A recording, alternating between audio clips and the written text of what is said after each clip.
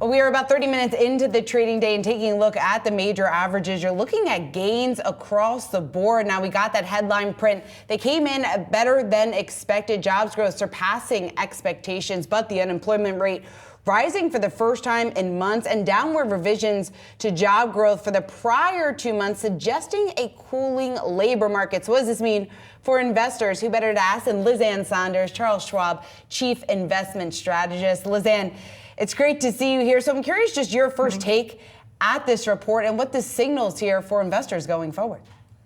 Well, to the extent the doves and hawks have been fighting it out, I'd say this report results in a dead heat. There's literally something for everybody in here.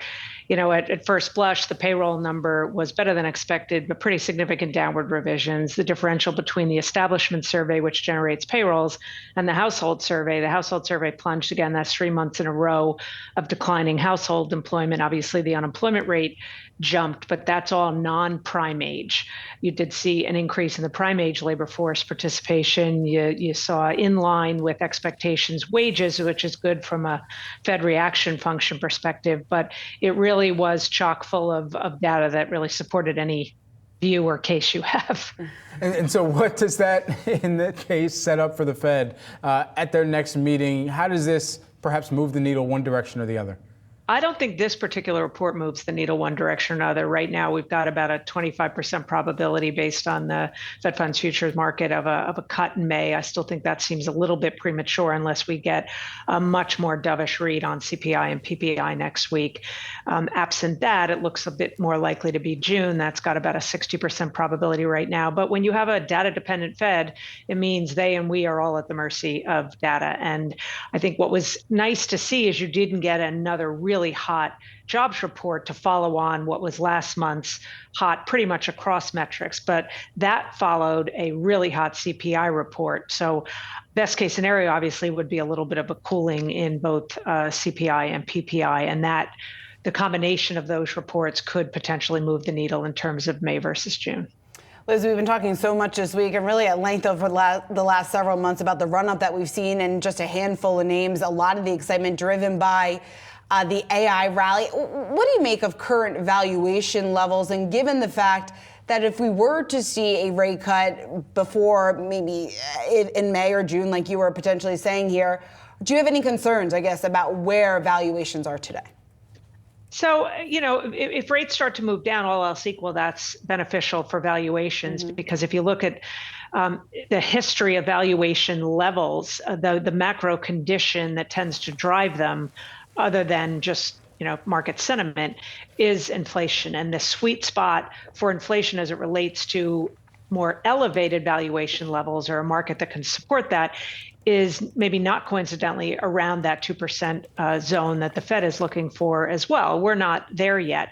That said, valuations are stretched. But as I said, valuation, first of all, should never be a market timing tool. Not that there's anything that is an accurate market timing tool, but valuation is as much a sentiment indicator, an indicator of sentiment, as it is some, fundamental timing type tool. And if you do X out some of the mega cap earnings leaders, you have a more reasonable valuation. The problem is if you X out the earnings of those mega cap leaders, you also go back down in negative territory for earnings. So it works in both directions. But the broadening out we're seeing, that's happening in a little more stealthy a way. The unbelievable dispersion in the Magnificent Seven this year, with NVIDIA still at the top, but Tesla at the very, very bottom. The fact that the average NASDAQ member stock has actually had a 23% drawdown this year relative to only 3% at the index level. So there's a lot of churn going on under the surface, which is not a bad thing in terms of what it suggests about maybe some broadening out.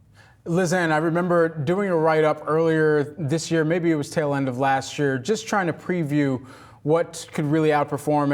And the comments that I got continuously resounded around small caps. And yours was one of them. I remember that discussion here. But now, and I look back through some of your tweets this week, there's clearly been an outperformance that those large caps have still had compared to small caps. Where do we expect perhaps some of that turnover to take place? Is it dependent on that first Fed rate cut?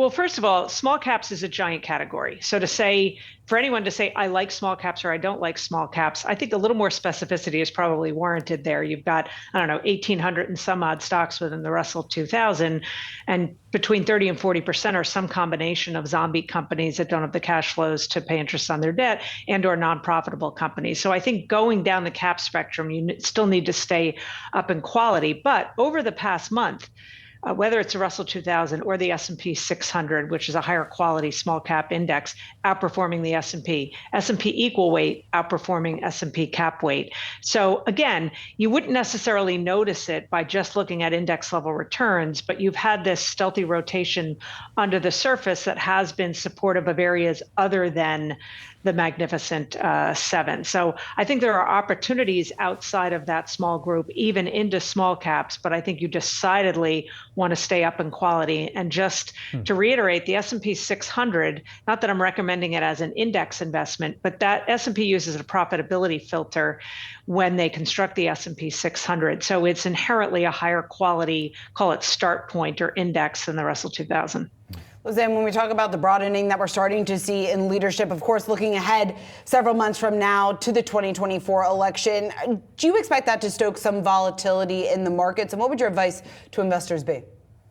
It is possible that the election, it's not just the U.S. election, there are elections in a lot of places. More than 40% of the global population is represented by, lives in a country that has an election this year. So I don't think it's a stretch to say it could be a volatility driver, especially in the equity market, because volatility has been so low. You tend to see more movement at the sector level as it relates to, candidates and policy positions.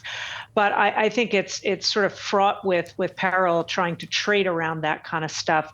Not to mention the fact that no matter what happens in November, the division in Congress or the majorities are likely to be fairly narrow. So there's probably a big difference between policy proposals and the chances of policy enactment. But most of the action tends to be at the sector level. And I'd expect to see that again, but also maybe some volatility from a bigger picture perspective. But don't try to trade around it. Lizanne, always great to get some of your insight and perspective. Thanks so much for taking the time here today. Lizanne Sonders, My pleasure. Charles Schwab, Chief Investment Strategist. Appreciate it.